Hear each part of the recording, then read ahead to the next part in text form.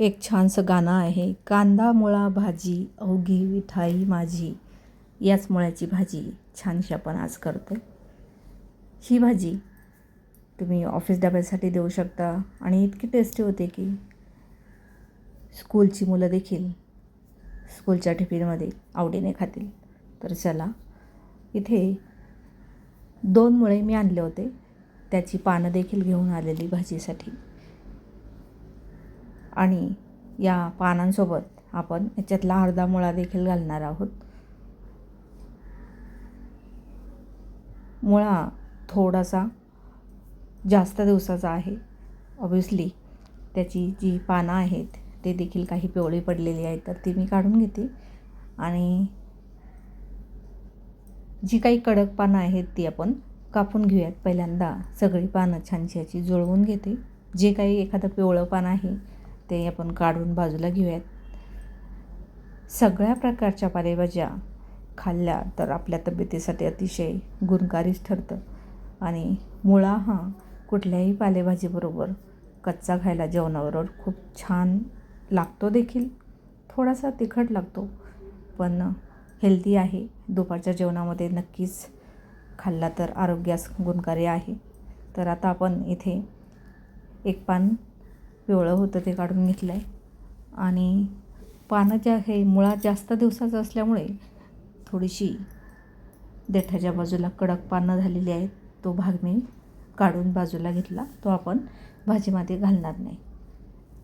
तर ज्या प्लॅस्टिकच्या पिशव्यात वापरायच्या नाही, पण ज्या प्लॅस्टिकमध्ये आता ही भाजी मी आणली होती त्याच्यामध्ये हा कचरा मी काढून घेते. तर जो मधला देठ आहे, कडक आहे ज्या पानाचा, तो मी बाजूला काढते. कारण आपण ही भाजी बिलकुल पाणी न घालता करण्याचा प्रयत्न करणार आहोत. तर अर्थातच निवार जाड असा देठ असेल तर मग भाजी पटकन शिजणार नाही. तर अशा पद्धतीने आपली भाजी छान अशी निसून झालेली आहे. पिवळी पानं काढून घेतलीत आणि जो निवार जाड देठ आहे तो देखील आपण काढून घेतलेला आहे. आता या भाजीला आपण मस्त घरीच आपल्या पिकलेल्या हिरव्या मिरच्या असतात, त्याच्यात 1-2 जर लाल मिरच्या असतील तर बाकीच्या मिरच्या देखील पिकतात. तशाच ह्या माझ्याकडे पिकलेल्या मिरच्या आहेत. 7-8 मिरच्या मी त्या घेते. आणि गावरान असा गुलाबी कलरचा लसूण, तो 10-12 पाकळ्या मी घेते. याचं वाटण आपण करून घेणार आहोत. बाजारातून आणलेल्या हिरव्या मिरच्या थोड्या जास्त असतील, थोड्या दिवसांनी त्याच्यामधल्या 2-4 मिरच्या पिकतात. बाकीच्या मिरच्या तशाच ठेवायच्या आणि ज्या हिरव्या मिरच्या असतात त्या देखील अशा पद्धतीने पिकतात. मग त्याला आपण उन्हामध्ये थोडंसं वाळवून आपल्या लाल सुक्या मिरच्या तयार होतात. जसं की एका टोकरीमध्ये खूप सारी फळं आहेत आणि एक फळ सडकं असेल तर बाकीची फळं देखील सडतात. तशा पद्धतीने बाकीच्या लाल मिरच्या तयार होतात. तर चला, आपल्याला मुगाची डाळ आहे ती इन्स्टंट भिजवून घ्यायची आहे. तर माझ्याकडे गरम पाणी होतं बाजूला, त्याच्यामध्ये थोडीशी मुगाची डाळ मी टाकून घेते. आता या मुगाच्या डाळीऐवजी तुम्ही या भाजीमध्ये ओलं खोबरं वापरू शकता, किसलेलं ओलं खोबरं. तर आता डाळ आपली भिजत बाजूला ठेवूयात.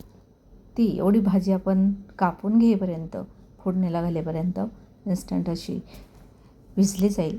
आणि कारण आपण भाजीला पाणी घालणार नाही, तर ही मुगाची डाळ देखील छान अशी त्या भाजीसोबत शिजणार आहे, म्हणून ती गरम पाण्यामध्ये थोडीशी भिजत घातलेली आहे. तर आता जी मुळ्याची पानं होती स्वच्छ करून घेतलेली, त्याला चांगलं धुवून घेतलं आहे. आता कुठली पालेभाजी म्हटलं की चांगलं धुवून घ्यायचं.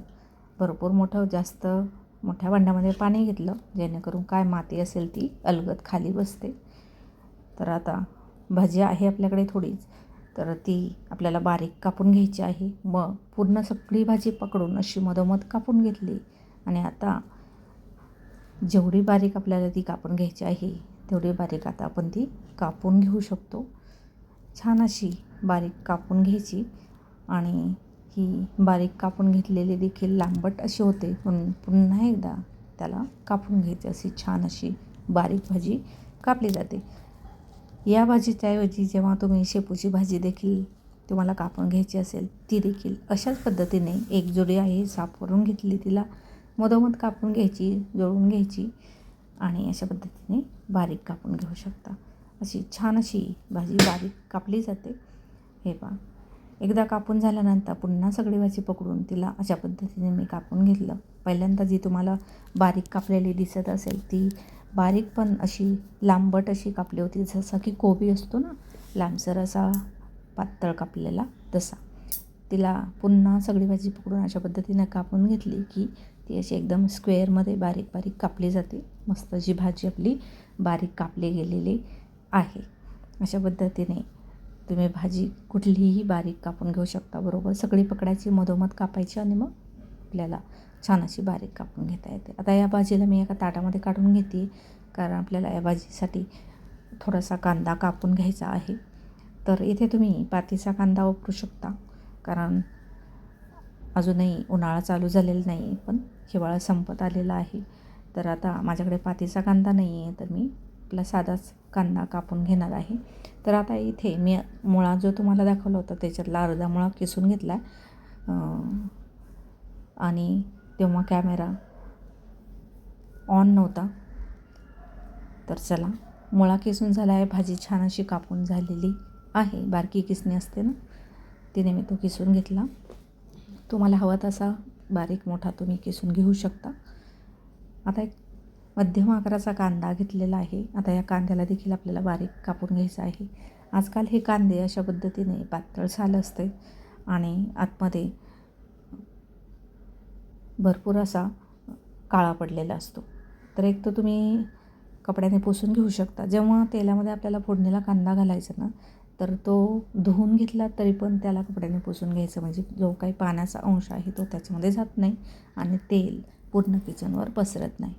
तर आता मी इथे एक कांदा घेऊन त्याच्यावरची साल काढली. आतमध्ये भरपूर असा काळा पडलेला होता, तो त्याला चांगला मी धुवून घेतलेला आहे आणि छान असा त्याला बारीक कापून घ्यायचा आहे. आता व्यक्ती तितक्या प्रकृती त्याप्रमाणे कांदा तुम्ही कुठल्याही प्रकारे, वेगवेगळ्या प्रकारे, पण तुम्हाला हवा तसा स्लाईस केलेला, बारीक, छोटा, मोठा आणि अनेक प्रकारे कापू शकता. फक्त हाताची बोटं एकदम बारीक कांदा, टोमॅटो, भाज्या कापताना सांभाळायचे आहेत. जे शेफ लोक असतात ते बरोबर अशी नखं ठेवतात पाची बोटाची आपली आणि त्याच्या बाजूला सुरी चालवतात. तुम्ही तुमच्या पद्धतीने कांदा पकडू शकता. आता मी अशा पद्धतीने पकडून त्याला छान असा बारीक करून घेतलेला आहे. आता दुसरी फोड आहे, तिला मी थोडं वेगळ्या पद्धतीने कापून घेतलं. तुम्ही बघताय, ज्यावेळेस आपण बिर्याणी, मसाले भात वगैरे करतो त्याच्यासाठी जो कांदा आपण बारीक कापून घेतो आणि त्याला आपल्याला तळून घ्यायचा असतो, बरेचदा बोलतात त्याला, तर त्यावेळेस लांबट कांदा जर तुम्हाला हवा असेल तर तो कांदा आडवा पकडायचा आणि छान असा पातळ कापून घ्यायचा. आता इथे मी तसाच पकडला दुसरी फोड कापताना, पण मला तो लांबट कापलेला आहे तरी देखील त्याला मला बारीक कापून घ्यायचा आहे, म्हणून मी पुन्हा त्याला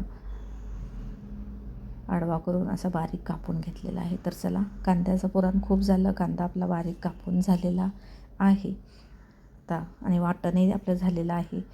वाटणामध्ये आपण 4-5 लाल मिरच्या, 10-12 लसूण पाकळ्या एवढंच वाटून घेतलेलं आहे. त्याच्यामुळे तुम्ही जिरं देखील वाटून घेऊ शकता, पण जिरं मी फोडणीला घालणार आहे. कुठली पालेभाजी म्हटलं की मोहरी नसेल तरी चालेल, पण जिरं हवं आणि थोडंसं जास्त घालायचं. तर तयारी झालेली आहे भाजी. आता आपण करण्यासाठी गॅसकडे वळूयात. गॅस चालू केला आहे. छान असा एका बॉटलमध्ये मनी प्लांटची फांदी आणि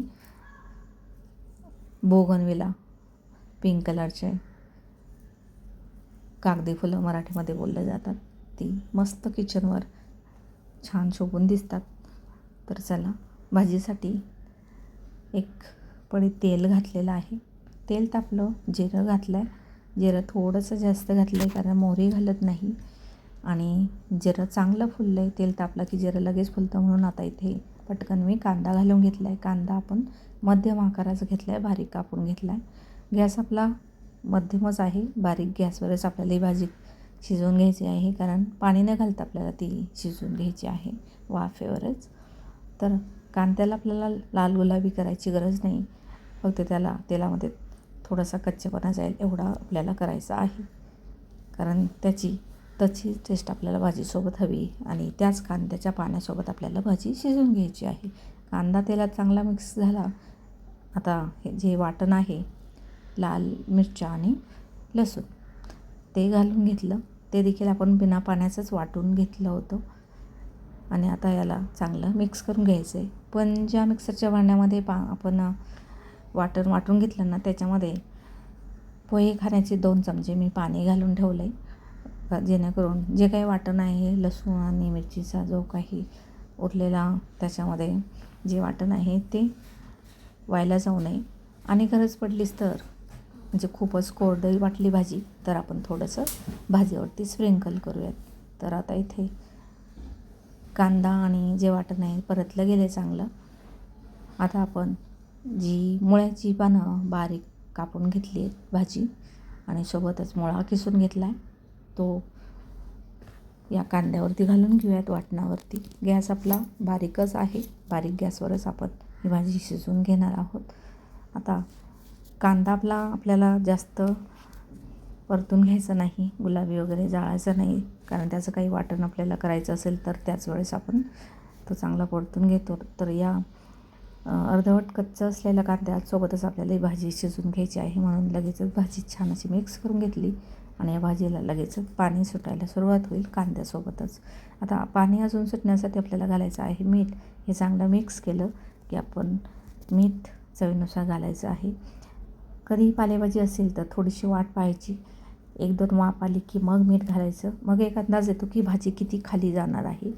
तर त्याच्या अगोदर मी पहिल्यांदा डाळ घालून घेते, जी मुगाची डाळ आपण गरम पाण्यामध्ये भाजी साफ करून धुवून बारीक कापेपर्यंत छान अशी मस्त फुलली होती इन्स्टंट अशी. ज्यावेळेस तुम्हाला झटपट अशी मुगाची डाळ कुठल्याही भाजीमध्ये वापरायची असेल तर थोडीशी गरम पाण्यात 2-3 मिनटात बाकीची भाजीची तयारी होईपर्यंत मस्त फुलते. तर आता आपली भाजी याच्यापेक्षा जास्त कमी होणार नाही शिजून. चवीनुसार मीठ घालून घेऊयात. मीठ घालताना थोडंसं एखादं 2 दाणे कमी झालं तरी चालेल, पण जास्त व्हायला नको. काही भाज्या आहेत त्यांना मीठ थोडंसं 2 दाणे जास्त झालं तरी छान लागतात. उदाहरणार्थ मेथीची भाजी 2 दाणे मीठ जास्त असेल तरी ती चविष्ट लागते खूप. भाजी भाकरीसोबत, चपातीसोबत जर खायची असेल भाजी तर मग मीठ थोडंसं कमीच हवं.